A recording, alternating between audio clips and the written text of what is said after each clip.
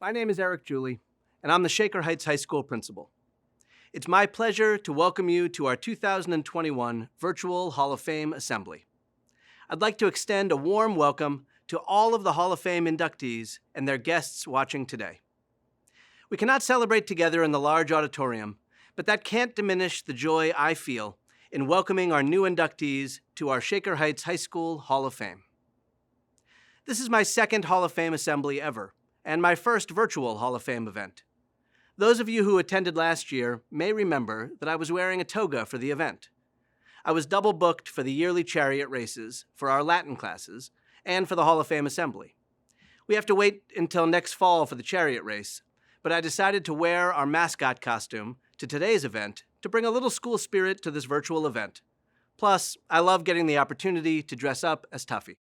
Today's event is an opportunity for all our current students to hear from our honorees. Today's honorees didn't have to deal with remote learning. They didn't have to work from home or sit 6 feet apart in school. But they did attend the same classes, walk these same hallways, and they had many similar experiences to what you experience in high school. Sometimes we wonder why we have to attend specific classes or complete difficult homework assignments. The day-to-day grind of coursework and classes amidst a long school year can often feel like too much. I'm confident that every one of our honorees wondered about homework assignments, or a novel they didn't feel like reading, or a class they wished they didn't have to attend. But they did it. And Shaker Heights High School alumni are impacting the world each in his or her own way. I'll leave it to our students to introduce them, and to our honorees to share their thoughts. With hard work and effort and passion and more hard work, any one of our students watching today could one day become a future Shaker Heights High School Hall of Fame honoree. Our students know that I spend a few minutes every day on the PA offering a few words of wisdom from a character education program called Project Wisdom. I thought it appropriate to include some of those words of wisdom here. I end each announcement with the same words every day. Make it a great day or not, the choice is yours. This is an incredibly diverse group of Hall of Famers. But one thing they all have in common is each has chosen more days than not to make most days a great day. They chose to live up to their vast potential and to be their best selves. To our current students, there's a valuable lesson to be learned today. No one being honored here today was guaranteed or destined to be here. Instead, each of these inductees found their passion and worked hard doing what they love each and every day while they were here at Shaker Heights High School and across the years after they graduated. I don't need to know these folks well to know that there were inevitably bumps in the road and days they wanted to give up, and each has had struggles that felt insurmountable. And yet they overcame, and still overcome, and work hard each and every day pursuing what they love. So, on to the words of wisdom. Good morning, Shaker Heights High School. This is Mr. Julie with a few words of wisdom. Have you ever noticed how good it feels to get a job done, to complete a task, to produce something on your own? Learning to become a productive member of society is an important part of becoming a successful, fulfilled human being. How do we do this? George Washington Carver once said, "There is no shortcut to achievement. Life requires thorough preparation." In other words, achievement comes after preparation and hard work. The result is worth the effort. Today, notice how you feel when you're being productive. With something to think about, this is Mr. Julie. Make it a great day, or not. The choice is yours. Welcome home, Shaker Heights High School Hall of Fame inductees. Thank you for joining us today.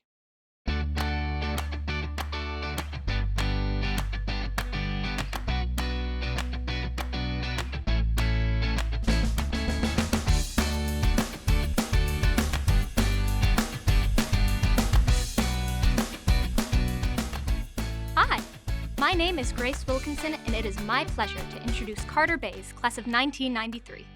Mr. Bays is the co-creator of the popular TV comedy series How I Met Your Mother, and served as co-showrunner for all 208 episodes during its 9-year run. He has received 7 Emmy nominations for his work, and in 2015, he received the Golden Nymph Award on behalf of the show. He also co-founded the band The Solids, which performed the show's theme song, and they have also performed on Sesame Street. He is a long-time champion of arts education, serving on the board of Young Playwrights Inc. and on the board of the Armed Services Arts Partnership, an organization dedicated to helping veterans reacclimate to civilian life through the arts. Now, please welcome Mr. Carter Bays. Hi, everybody. I am so thrilled to be here. Not here in my house. I'm not thrilled about that. That sucks. But I am very excited to be talking to you right now. I want to thank the Hall of Fame Committee and the Shaker Schools Foundation for including me among these incredible inductees. When I was 16, 17, something like that, I didn't think TV writer was a job anyone from Shaker Heights could have. And then I went to a Hall of Fame assembly, and one of the inductees was Andy Borowitz, the creator of Fresh Prince of Bel-Air. And if it weren't for that speech, I don't think I would be here talking to you right now. So if there's anyone out there, whoever he, she, or they may be, who's thinking about becoming a TV writer or didn't know that that's a thing that you could do, I guess I'm talking to you. So they've asked me to talk about the thing I wish I'd known in high school that I know now. So here's what I got. About a year ago, this pandemic started. Maybe you've heard about it. There was this 1 week in March when every hour on the hour, it seemed like there was some other new piece of news that was terrifying. This thing is canceled. This thing is closed. This thing is postponed indefinitely. And it was just this whirlwind of disappointments. And of all the disappointments, the one that kind of broke through the noise for me and really sort of broke my heart a little bit was an email from the Shaker Heights theater department saying that the production of Rent was canceled. And that one got me. Because I'm a theater kid. In 1991, I was in A Midsummer Night's Dream, directed by Mr. Thornton. And it's one of my favorite memories from my time at Shaker. And if it had been canceled, I'm sure I would have been every bit as disappointed as I know you guys were. But here's the thing. It's now been almost 30 years since that production. And I have no recollection of being in that performance taking place. None. It's wiped from the hard drive. I'm pretty sure it happened. We made T-shirts. We had a cast party. I don't think we would have had a cast party if there hadn't been a show. But the actual performance, from the moment the lights went up to the moment the lights went down, nothing. Total blank. Here's what I remember. What I remember is the rehearsals. I remember sitting in the seats in the auditorium while Mr. Thornton spoke to us. I remember the warm-ups. I remember going poof. I don't know if you guys still do that. That's what we did back then. And I remember working with my fellow actors. I played Snug the Joiner, which, if you know the play, he's one of the mechanicals. And me and these other guys, we were sort of these goofballs pretending to be actors, playing goofballs pretending to be actors. And it was perfect casting in that sense. But I remember just working through the scenes and trying to find the funniest way for my character to roar like a lion at one point. And I remember the work. And that's what I want to impart on you. Learning to love the work. That's the thing. I like to think of it as art and craft. They're two different things. Art is the finished product. Art is entertainment. It's something for the audience. It's not for you, the artist. It's for the audience, and it's for them to enjoy. It's the thing you put out in the world. Craft is the work you put into making that art. And craft, to me, is the best part. And I hope it's the best part for you, because if it is, it'll make your life a lot easier. I'm here because of a work of art. I'm here because of How I Met Your Mother, which was pretty successful. It ran for 9 years. It has fans all over the world. I'm very proud of it. But my story as a TV writer is not How I Met Your Mother. My story is I'm going to say, 30 pilot scripts I've written for television shows over the course of my life, 29 of which did not become How I Met Your Mother.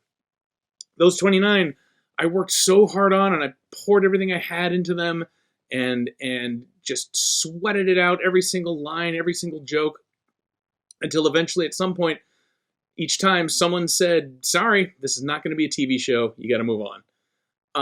And the rug got pulled out. And, it's kind of like what happened with Rent 29 times. And it sounds like a sad story, and it is a sad story if all that matters to you is art, is the finished product. But if you learn to focus on the craft and make the craft the thing you love, the actual doing of the thing, the craft will never let you down. It will always be there for you. The craft for me is taking a blank sheet of paper and a pen and writing something down that no one's ever written before. Creating something out of nothing. Being able to say, look, I made a hat where there never was a hat, as Sondheim would say. And no matter how many awards you win, no matter how many millions of people your writing reaches, that part of the job never changes. If the thing you love is awards and people telling you they love your work and all that stuff, and all the other stuff that has to do with the end result, I'm sorry to say this, you're screwed. But if you love the craft, the process, I have great news. You will always have everything you need. I'm telling you something right now that you may have already learned over the course of this last year, because you all now know a thing or two about going without and about making the best of a bad situation. And maybe you've learned over the last year the hard way that if all you have to work with is your laptop camera and your living room, then your living room can be every bit as much a stage as the stage in the auditorium that I'm supposed to be standing on right now, or the stage at Carnegie Hall, for that matter. It's a great lesson to learn, because as bad as it is going 525,600 minutes without any live theater, and that sucks. That's terrible, no question about it. But I promise you, if you do go into the arts, this will not be your last disappointment. There will be plenty of disappointments. There will be things you want to do that you don't get to do for the dumbest reasons, much dumber reasons than a virus. And, the art part of it, the art will always be beyond your control, but the craft is always yours. You can always do that whenever you want. You can do whatever you want with it. Just pick up a pen, pick up a paper, just do your thing, and no one can take that away from you. And by the way, I realize I'm singling out the theater kids here because I'm a former theater kid, but I'm really talking to anyone with a passion. You have everything you need right now to do the thing you love, even in lockdown. Unless your craft is welding. If it's welding, you probably need like equipment and machinery and like the mask and the thing that shoots the sparks. I can't help you with that. I'm so sorry. But for the rest of you, this is my message. Love the craft, love the work. And even if there are disappointments, and there will be, you will never be disappointed. So that's what I've got. Thank you so much, you guys. I love you. Thank you, Alumni Association. Thank you, Shaker Schools. Go Raiders, and have a good one. All right, take care. Thank you.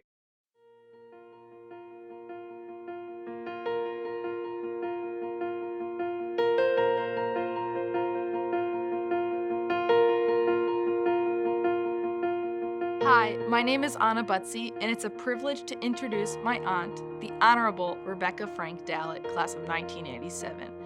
After watching last year's Hall of Fame ceremony, I was inspired to nominate my Aunt Becky. She was elected into the Wisconsin Supreme Court in 2018 after being endorsed by national leaders such as President Joe Biden, Senator Cory Booker, and former Attorney General Eric Holder. Miss Dallett became the first female presiding court commissioner for Milwaukee County in 2007.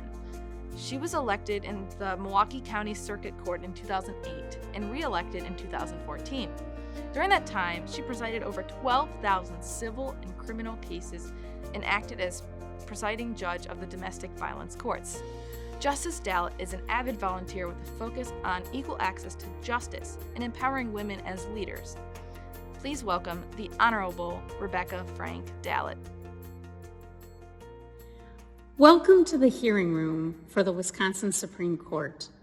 This is where I sit as one of 7 justices, and this is where we hear cases affecting the people of Wisconsin and beyond.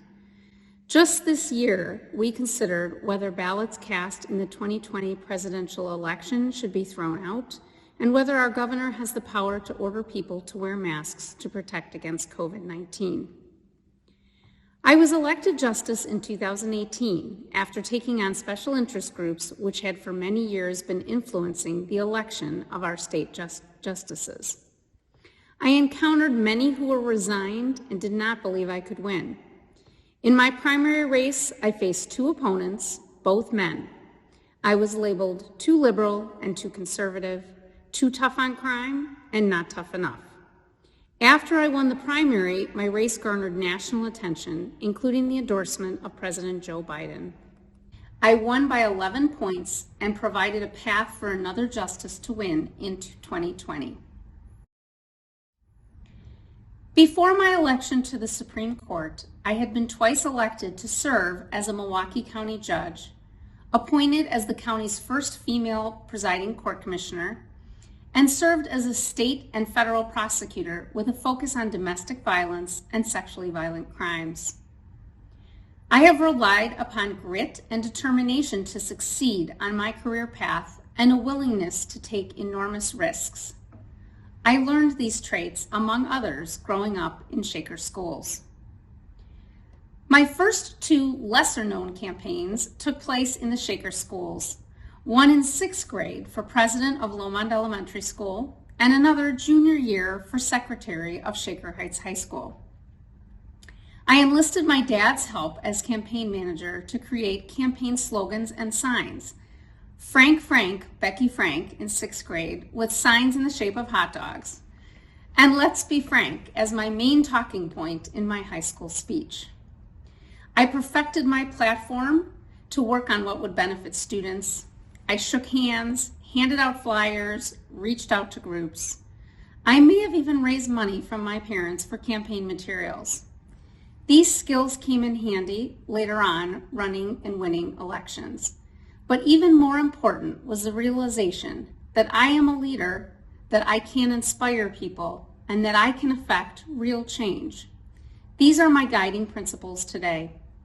I also learned that it was important to take risks, to put yourself out there, even though you become vulnerable. I wound up losing both those early elections. Who knows, maybe it was the campaign slogans. I was definitely disappointed. But nothing bad happened. If anything, I got to know more people, and more people got to know me. I never regretted putting myself out there. It was in the Shaker Theater Department that I learned how to speak in front of juries, cameras, and crowds.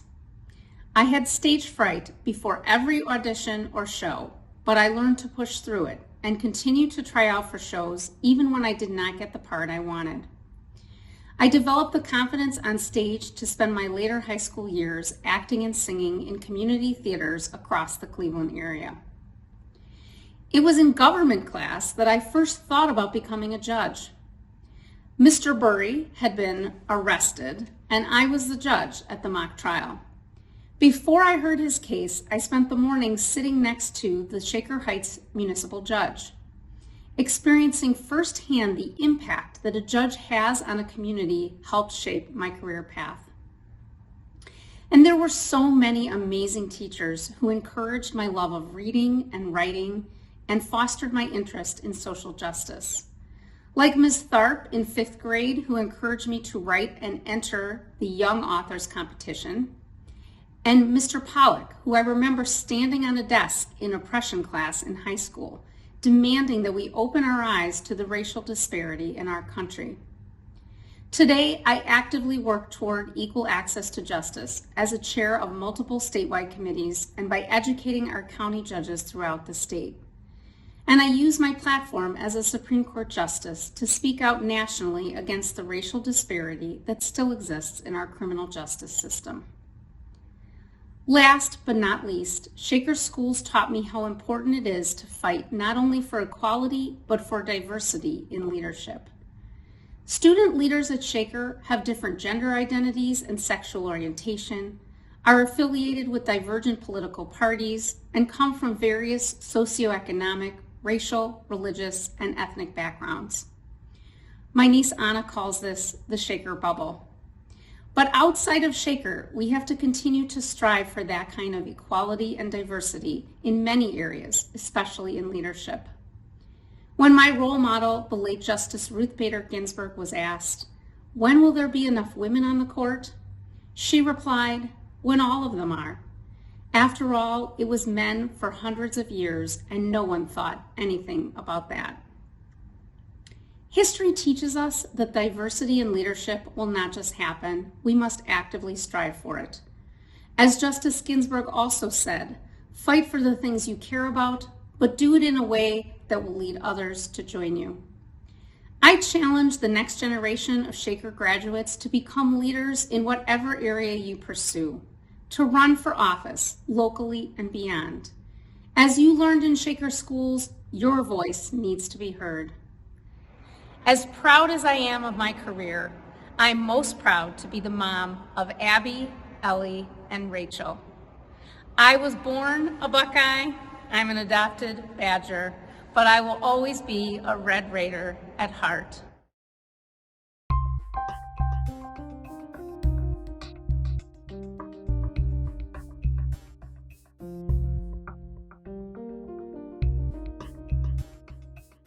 Hi, my name is Eva Miller, and it's an honor to introduce Coleman A. Jordan, class of 1981.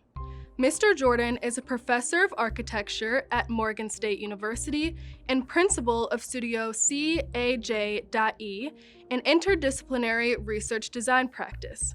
He is also co-founder of Corners, a not-for-profit organization in Canada. His projects focus on social justice in both national and international contexts.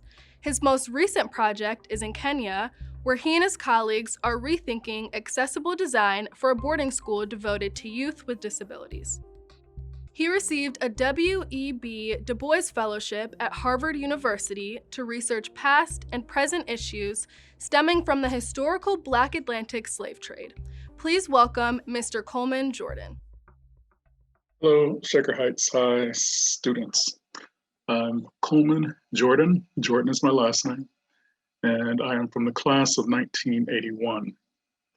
First, I'd like to thank the Shaker Heights Alumni Committee for nominating me for the Hall of Fame, Shaker Heights Hall of Fame. I'm honored to receive that, and hope that I can live up to the standards of the past Hall of Famers. That being said, I am a professor of architecture. I currently teach at Morgan State University in Baltimore, Maryland. I do have a practice, a small practice. I refer to it as Studio Cage or Studio CAJE. Basically, those are my initials. The other practice that I have is a not-for-profit called Corners. And I started that, co-founded that organization with a partner in Canada when I taught in Canada. And both Studio Cage as well as Corners focus on social justice projects within the built environment, as well as looking at sustainability issues. Corners specifically takes the lead on looking at transformative citizenship. And basically what that means is what we focus on is looking at creating a bridge that brings together communities of different backgrounds and helps to gain insight into giving a reciprocal, developing a reciprocal relationship. So oftentimes we work with people that have individual projects that they want to work on, or NGOs, non-governmental organizations that have specific projects that might be overseas or in some other cultural context they may not be familiar with. And we create projects within those communities and work with the communities and help to build a bridge between organizations. So I've traveled quite a bit. I've lived abroad, lived in Denmark for some time. I've also lived in Canada, as I briefly mentioned, teaching there. And I've also schooled in Genoa, Italy, through a program at Clemson University, where I went to grad school. And I like to claim that I lived in Ghana, West Africa, because I travel there a lot, and I do work from that area. And although I've not officially lived there, I'm very comfortable saying that it's one of my favorite places to travel and stay. All right, Shaker community is where I grew up, and it's probably the most influential area that I grew up in is the Ludlow community. It influenced a lot of the way I think today and a lot of what I do in my practice and in my career. And part of that has to do with the fact that at the time, in the late 60s and the 70s, the Ludlow community specifically was very diverse. It was diverse in the context of ethnicity, it was diverse racially, and it was diverse economically. And anyone that knows the history of the Ludlow community, and you may have heard this term before, but they did not have the context of white flight as many other areas of even Cleveland had in the past. So that made the community quite diverse, and we shared a lot. And as children, you just want to play with whoever wants to play with you, and none of that really matters. However, when I got into middle school and high school, I started to see separations as we got older, and different things affect that. And even in university settings, as well as going out into the world. And we know what's happening today within the US context of issues of race, issues of ethnicity, and issues of economics.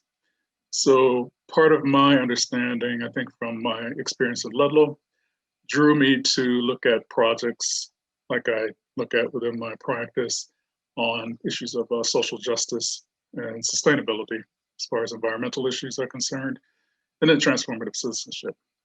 That being said, I think that's actually, I intentionally am teaching at Morgan State University, which is a historically Black college/university. I've worked at mainstream schools, and I've come back as far as finding the HBCU. It's the first time I've ever worked at one or even taught, or I didn't attend one. But I find Morgan State in particular to be quite diverse. It is one of the most diverse bodies of students that I've ever taught. I typically teach grad students in architecture, but it's very diverse.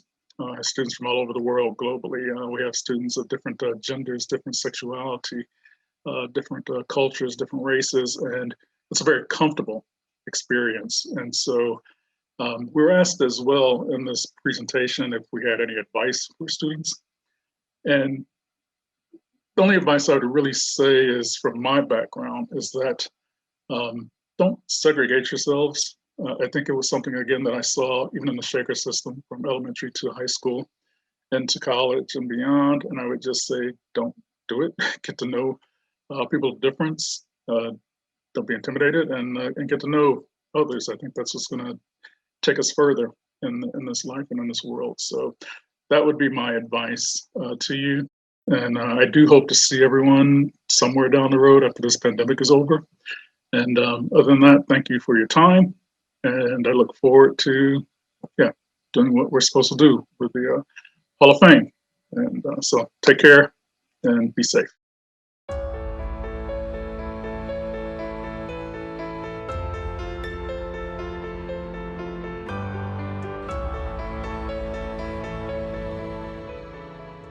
Hi, my name is Will Glasper, and it's an honor to introduce John L. Morgan, class of 1986. Mr. Morgan is a detective with Cuyahoga County Sheriff's Department and one of 6 human trafficking experts in the state of Ohio. He has worked with the FBI on numerous human trafficking investigations and has helped develop the Cuyahoga County Regional Human Trafficking Task Force, where he currently serves. He has been honored by the Salvation Army and the Cleveland Rape Crisis Center for his extraordinary service. Mr. Morgan also serves on the board of directors for Boys Hope, Girls Hope of Northeast Ohio, which supports children from under-resourced communities. Please welcome Mr. John Morgan. Thank you for that wonderful introduction. I wish we were all together today, but thank you for joining me virtually. I'm a proud graduate of the class of 1986 from Shaker Heights High School. Go Raiders. I've traveled abroad in many different countries, and I've returned back to Cleveland in about 1999 to help protect our community. I didn't just grow up saying, oh, I want to be a police officer. Some people grow up and they have that, afforded that opportunity. I want to be a doctor, and they know what they want to be, and they go and be a doctor. Don't think because you don't know what you want to do right now isn't going to define you. You have to figure out for yourself. The only advice I can give is make sure you do what you like and you do it to the best of your ability. Currently, I am a deputy sheriff with the Cuyahoga County Sheriff's Department. However, I'm assigned to the Cuyahoga Regional Human Trafficking Task Force. That task force is made up of several different agencies, to include our federal partner, Homeland Security Investigations, of which I am a task force officer associated with them. And it's also part of the Ohio Attorney General's Organized Crime Commission. So what we do is we investigate domestic sex trafficking and domestic labor trafficking. Our specialty, however, is domestic sex trafficking. Toledo was a hub for sex trafficking in Ohio. It was ranked number 4 in the nation. And headquarters FBI wanted us to look at sex trafficking in Cleveland because they figured if it was in Toledo, then it was in Cleveland. And so where it actually changed for me was our really first big operation when we purchased a 16-year-old girl in downtown Cleveland from a trafficker for $300. We bought them at a Starbucks on West 6th Street. And from that point, it really changed my life because I said, if this is what's going on in my community, this is something that we really need to take a look at. I feel proud to be fighting for something, stopping this heinous crime, this heinous violation of human trafficking in Cuyahoga County as well as in Shaker Heights. I wanted you all to know today that I go around and I give presentations to a lot of parents and a lot of children in our community. You need to really be aware of your surroundings, especially with how the internet is now flourishing and there's so many things going on social media. Having likes on the internet and having all of these friends, they're really not your friends. Your friends are the people that are sitting around you right now. Your friends are the people that you grew up with. Those are the people who you know, your first name, you know their last name. And when you run into a Shaker grad, you have this special bond, that we grew up in an integrated community where a lot of people didn't have that opportunity. So when you see other people and you talk about your experiences in high school, the other person's experience are not going to be your experience. Your experience, in my opinion, is going to be much greater than theirs. The greatest experience that I had in Shaker was I was provided the opportunity to play ice hockey. You growing up African American, you don't get a lot of chances to play every sport out there. If you grew up in the inner city, there's no way you're going to have an opportunity to play ice hockey. Shaker afforded me that opportunity, which also helped shape who I am today. I still run into people who I played hockey against in high school, whether it be St. Edwards, whether it be Rocky River, whether it be Cleveland Heights, and we still have a bond. Being captain of the team in 1986 or co-captain of the team in 1986 and winning the Dan Straffen Award is probably one of my greatest memories. It took some bouncing around for me to figure out. I was in the Marine Corps, I was in college, and being one of the only inductees probably who hasn't graduated from college, it shows that I believe that you should go to college. I still want to go to college, but you can still do good things and not be a college graduate. And I think Shaker afforded me a lot of those opportunities to continue to do that. I'm extremely honored to be inducted into the High School Hall of Fame. Completely shocked, but I'm proud.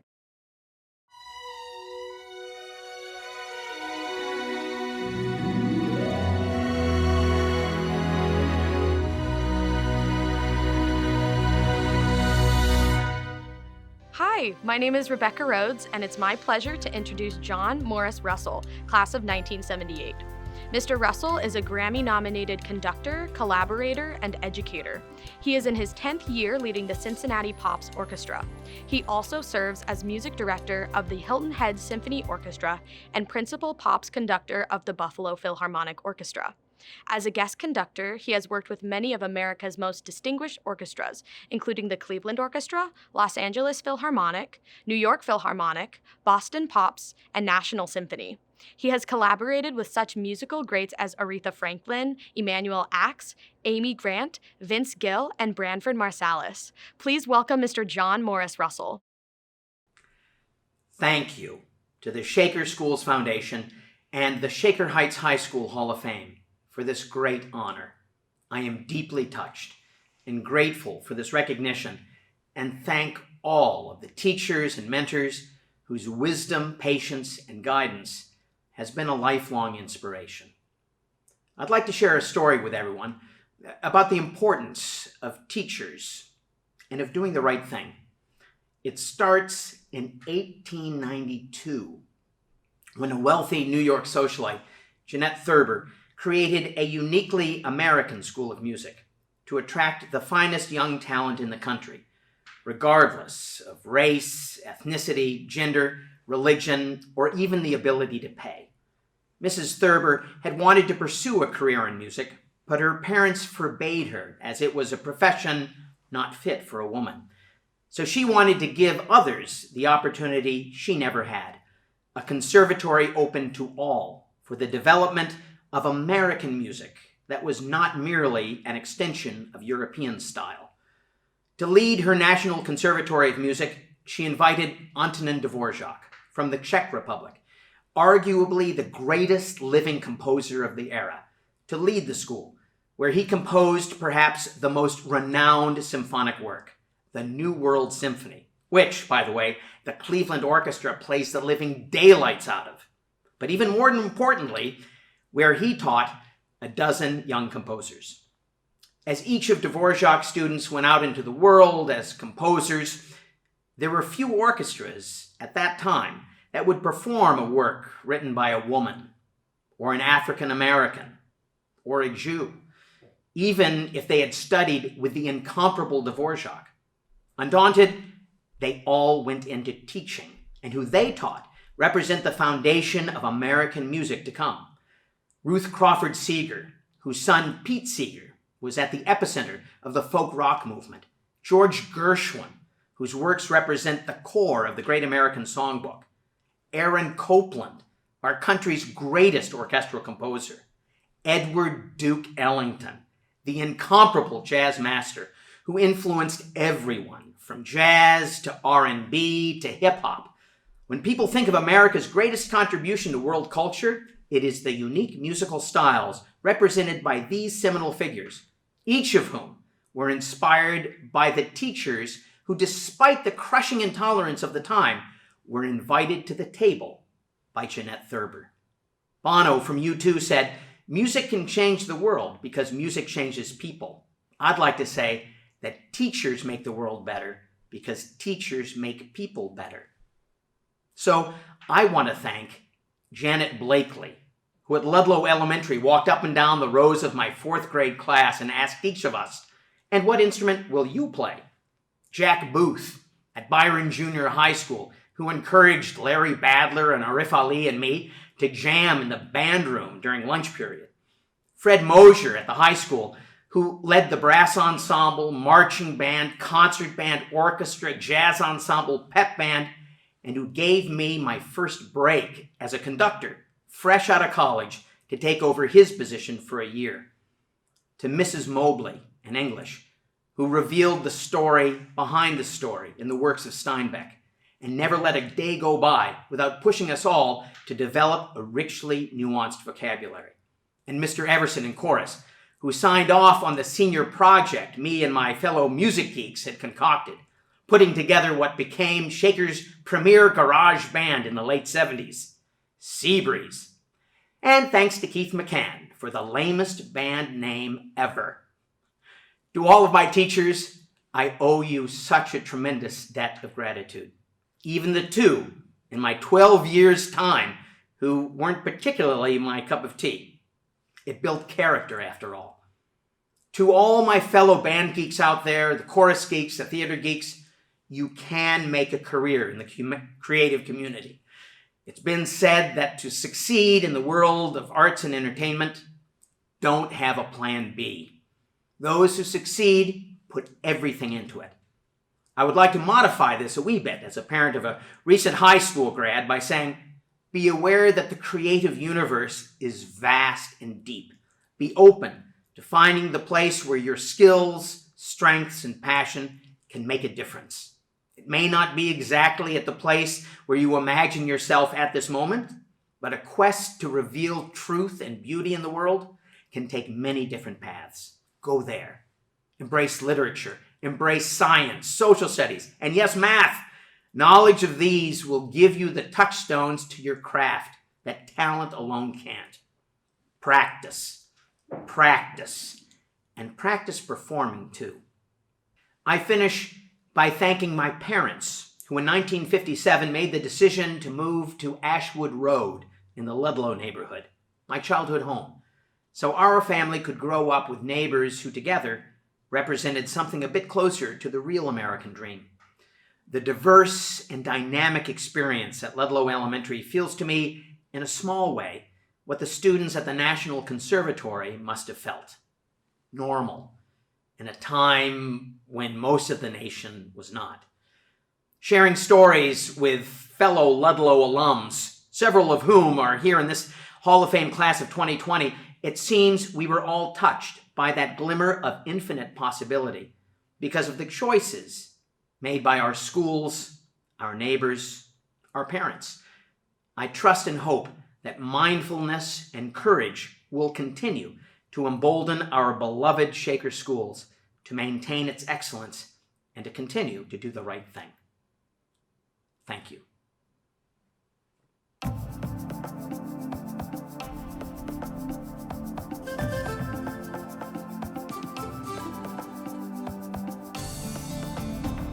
Hi, my name is Sam Rosser, and it's an honor to introduce Kevin Snipes, class of 1981. Mr. Snipes is a celebrated ceramic artist based in Philadelphia, Pennsylvania. He has exhibited his unconventional pottery through the U.S. and abroad. He has participated in numerous artist residencies worldwide and uses his travels to explore a sense of place and identity to investigate the idea of the validity of otherness. His work has been exhibited at the University of Minnesota, the Plymouth Gallery in Denver, the Everson Museum of Art in Syracuse, at the University of Rainbow Babies and Children's Hospital, just to name a few. Please welcome Mr. Kevin Snipes. I'd like to say that I'm very grateful to the Shaker Heights Hall of Fame Committee for my nomination this year, or last year actually. So I'm here in my studio right now, and I'm working on a few pieces that are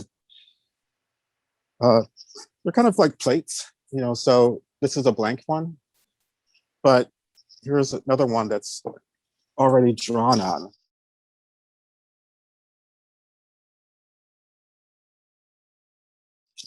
A little bit bigger. And here's a finished piece that's glazed and fired, and it's completely done. So this work goes through several steps. First I have to build it, and these are built by hand. And I build them from slabs, and then they actually have a hanging mechanism on the back, so I can actually hang them. But they also, the back, even though it's a hanging mechanism, it looks like a face. And so I'm really interested in this idea of these being like masks, but also being plates or bowls, and having them hang on the wall so that when you look at them, they feel like there's a person behind them looking at you. And I'm very interested in this concept of how people look at other people and how people are perceived. So it's a really interesting way to put a political twist to a fun activity. So my beginning with this process actually started as long ago as elementary school, when I first started doing cartoons and comics. I was very interested in just drawing Snoopy all the time. I was actually obsessed with Snoopy. And then I went to art school, and it took me a while to actually get there, but I went to the Cleveland Institute of Art, and that was a fantastic transition. When I finally discovered clay, I realized that it was much easier to do like a stylized representation of a human figure than it was to actually draw realistically. I always keep a sketchbook, and actually I have two right now, these two, and they function in very different ways.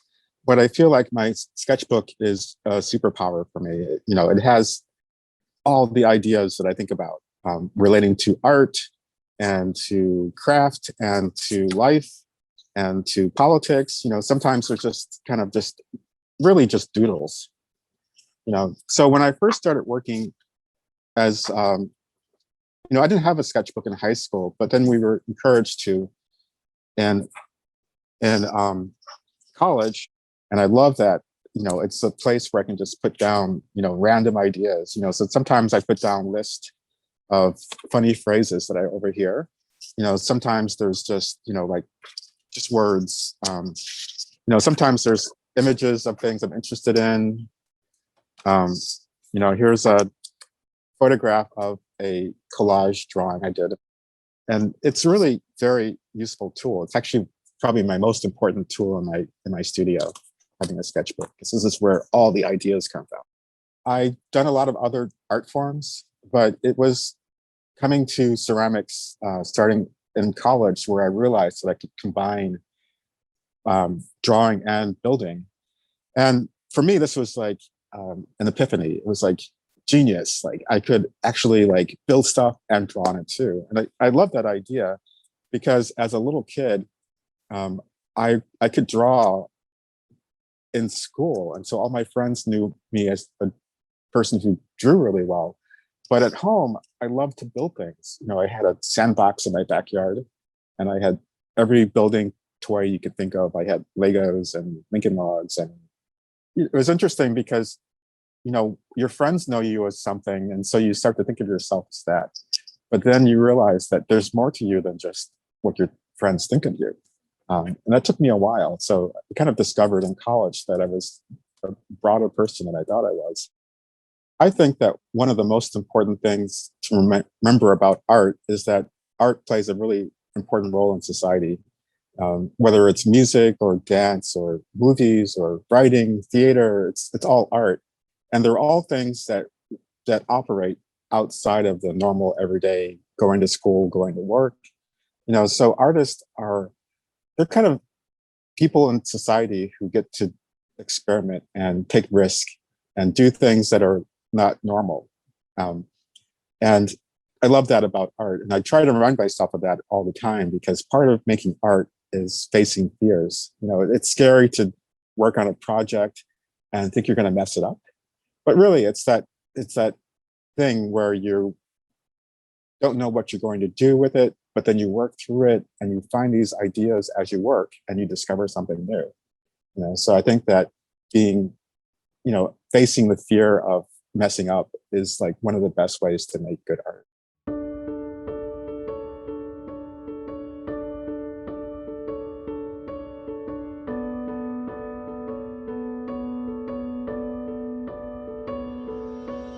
Hi, my name is Max Kornblatt, and it's my pleasure to introduce Kenny Tompkins, class of 1977. Mr. Tompkins is an award-winning graphic and digital artist who has worked as an animator for Walt Disney Studios for more than 30 years. He's designed such beloved characters as Belle's father, Cogsworth, and Chip from the animated Disney feature film Beauty and the Beast. He received an Emmy for the Disney television series Winnie the Pooh and is well known as a character designer for Disney television on shows such as Hercules, Aladdin, and The Mighty Ducks. He has also illustrated books for Disney's Aladdin and the Disney Princess collection, including the design for Disney's first Latinx Disney princess. Please welcome Mr. Kenny Tompkins.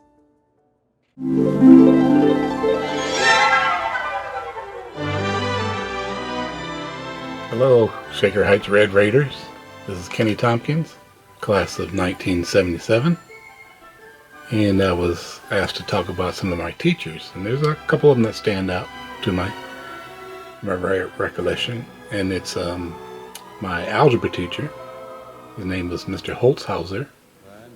We kind of became buddies because he found out that I was from Jefferson, Ohio, which is 60 miles north of Shaker Heights. And he happened to be like 2 towns over from me in Andover. So when he would call, the class, and he'd write a problem on the chalkboard, he'd always turn around and ask everybody who would want to help start the problem off. And everybody would look around, kind of look at each other like they didn't know what's going on. So he'd always bring up, well, I know Kenny Tompkins, he's from Jefferson, Ohio, and they're pretty smart over there. So he calls on me to answer the problem, and so I pretty much, looked around, and I knew what the next step was. So, and the main thing with Mr. Holzhauser was he didn't care if you had the right answer solving the problem. He wanted you to follow the steps of the algebraic problem. And so even when we took tests, he didn't care about the wrong answer. He wanted to see if you followed the steps, the procedure to get to the answer. So that that worked out pretty good, and I did pretty good on that all the time. And if you go forward a little bit, I used to have my nephew stay here with me, and he was having trouble with algebra. And so I sat down with him and showed him the same steps that Mr. Holzhauser showed me. And so, from him getting D's and F's in algebra, he went to B's and C's, which was pretty good for him. So, and even at the end of the year, he got, the best, most improved student of the year for algebra. So that means the stuff I learned from Mr. Holzhauser still carry through to this day. And the next teacher I was going to talk about is Mr. Moany. He was my history teacher. He and the other classmates would always bicker back and forth because it was election year, and so they're trying to pick, I guess it was Carter against Gerald Ford.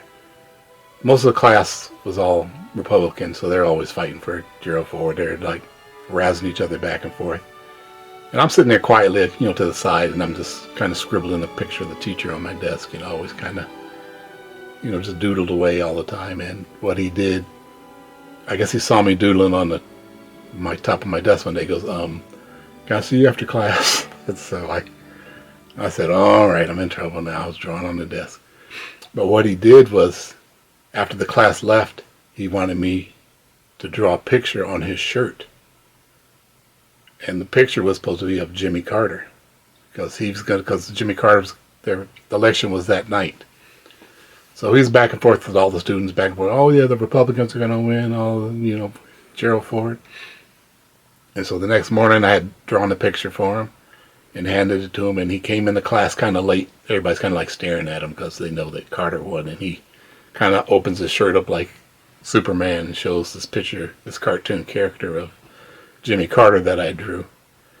And so, we were kind of buddy. He kind of gave me the little wink because he saw that I did a good job of it. And the class is pretty much booing, but that's the kind of relationships you started having with teachers. They became friends with you, not just teachers. And the last teacher I like to talk about is my art teacher, Mr. Hoffman. And a lot of people take the art classes just because they want to get a credit. Just to get a credit so they can pass. But Mr. Hoffman saw that I was an artist, and he really liked what I was doing all the time in there. But he was also in charge of the grist mill. I don't know if they still call it the grist mill, but it was the yearbook. And he always asked me, are you going to get a yearbook? And I'm like, no, I can't really afford it. And then same thing with the class rings or even senior pictures. And so he goes, well, I work for them. He pretty much put together the grist mill with some of the artists or some of the photographers from the class. So he goes, well, you can't afford one? I got one here for you. So he gave me this grist mill, and that was, just shows how friendly the teachers were there and how giving they were and how much they really felt for the students. And it wasn't always just teacher-student, it was friend and student. And same thing can happen to you guys. It's just, be friends, because they're not just teachers. So go on, Red Raiders, win them all. Take care.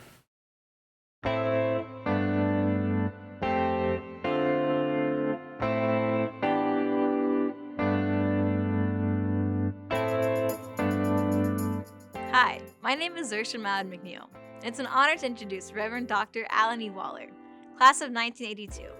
Reverend Waller is a senior pastor of Untitled Tabernacle Baptist Church in Philadelphia, Pennsylvania. Under his leadership, Enon has experienced unprecedented growth, including the development of a sanctuary for youth to participate in competitive sports. He leads more than 75 innovative ministries that serve over 13,000 members in the surrounding community, with social justice, health, and food security initiatives. Reverend Waller previously served as a president of Loch Carey Global Christian Missional Community, where he established church locations throughout South Africa. He is also a recording artist and author. Please welcome Reverend Dr. Alan Waller. Hi, my name is Alan Waller, class of 1982. People in Philadelphia would know me as Pastor Waller, pastor of the Enon Tabernacle Baptist Church in Philadelphia. But if you were at Shaker back in the 80s, you probably know me as Nut. The reality is I am honored today to be inducted into the Hall of Fame of our great alma mater. There are a lot of notable persons who have been inducted into the Hall of Fame, so I don't take it lightly that I'm in this conversation today. I was told that I have a few moments to just share about my experience or what message I might give to the student body about my time at Shaker. And what I would say is the message that I have for all students, but particular students like me, is don't make it close. Don't make it close. Let me see if I can, as I would say if I were preaching, if I can make it plain. See, when I grew up in Shaker, Shaker was an aspirational bubble. In other words, it was this wonderfully intentional community that was living into the reality of a post-civil rights time. My father was a pastor in Cleveland, and so I lived in both worlds. My church was in Cleveland, and I was growing up in Shaker. Shaker was well-seated in middle class, and my friends were Black, they were white, they were Asian, Hispanic, male, female. But growing up in Shaker, while it was not perfect, we soon realized that outside of Shaker, the world was still shaping up. The world was still trying to become what we were struggling to be. So I had a wonderful experience in Shaker. Well, what do I mean, don't make it close? Well, I grew up playing sports, and I played pretty well at every sport, but I excelled at wrestling. Started wrestling at Woodbury Junior High, and by the time I got to Shaker, I had a pretty good handle on the wrestling thing, but I met the unicorn that changed my life. What do I mean, unicorn? Mr. Mac Mcintyre. You all know him as Mr. McIntyre, and he has Mac Scholars now. But back then, before there were Mac Scholars, there was us. Because Mr. McIntyre wasn't much older than us. He had just got to Shaker. He was the wrestling coach, and he was a teacher. He was a Black man playing my sport and teaching. I grabbed hold to Mac because I wanted to be Mac. In fact, I went to Ohio University because Mac went to Ohio University. But he taught me a principle: don't make it close. You see, in wrestling, and back then wrestling was primarily a white sport. So often we wrestled against other schools that were all white, and referees were white. And it's still funny to me when I come back to Cleveland and see Black people on the west side. It wasn't like that when I was there. So often when I would step onto the mat, my opponent was white and also the referee. Now in Shaker, we were doing this thing. We were creating a community where white and Black and Hispanic and Asian and male and female, we were all getting together. But outside of that community, it was often a different story post-civil rights. Every time I would step onto the mat, Mr. McIntyre would say to me, "You know where you are, don't make it close." You see, on a wrestling mat, there are subjective points that the referee can give. The referee can call stalling. The referee can call holding hands, or any of those things. And if your match is close, if it's somewhere 3-4, 4-5, and if the ref wants to, he can make an errant call. He can change the outcome. But if you win decisively, there's nothing the ref can do. So if we were out in Lakewood, or if we were out in Parma or Mentor, and I walked on the mat, Mr. McIntyre would say to me, "Alan, you know where you are? Don't make it close." That meant win by a superior decision. That meant pin your opponent, but leave it out of the system's hands. I want to thank Mr. McIntyre because for the entirety of my life since I left Shaker, that's been my motto. Don't make it close. Be best, be good at what you do. Whatever it is that you've been called to do, whatever it is that you think is your contribution to the world, just be good at it. There's always going to be what it means to be a black man in America means to live with the reality that there's somebody that doesn't want you to get it, see it, be it, do it. But if you're good at it, it takes it out of their hands. I honestly believe that. And for what I have been doing for the last 40 years now is trying to live up to the aspirational bubble that I grew in and giving my contribution. My protest is excellence. So what I say to you, whatever you do, you know where you are. You know what's going on in this world. Don't make it close. Be the best at what you do. Give the best of your service. And we are going to take our little bubble called Shaker Heights, and we're going to make the world conform to what we have been aspiring to be. I want to thank the committee. I want to thank the school, my mom, my dad, everyone, and Mr. McIntyre, everyone that invested in me so that I could invest in this world. I so look forward to meeting some of you students, and I so look forward to seeing some of my friends that I have grown up with. And most importantly, I look forward to being a part of a legacy and a lineage of people who've tried to not make it close, but to spread this aspirational bubble called Shaker Heights. Thank you so much. I'm honored to share this today. Wow, what an amazing hour we just spent together. My name is Holly Coughlin, and I am the Executive Director of the Shaker Schools Foundation. We are so pleased to support, to sponsor, and coordinate the Shaker Schools Alumni Hall of Fame. We thank our 8 amazing inductees for sharing a peek into their lives and how their Shaker experience shaped who they are today. Another thank you to our teachers and to you, our students, for making attendance at this assembly a priority. And finally, to Mr. Julie, we appreciate his opening remarks as the Red Raider. Last year, a toga, this year, the Raider. We can't wait to see what Principal Julie will wear in our next Hall of Fame. Thanks so much for joining us, and have a very good day.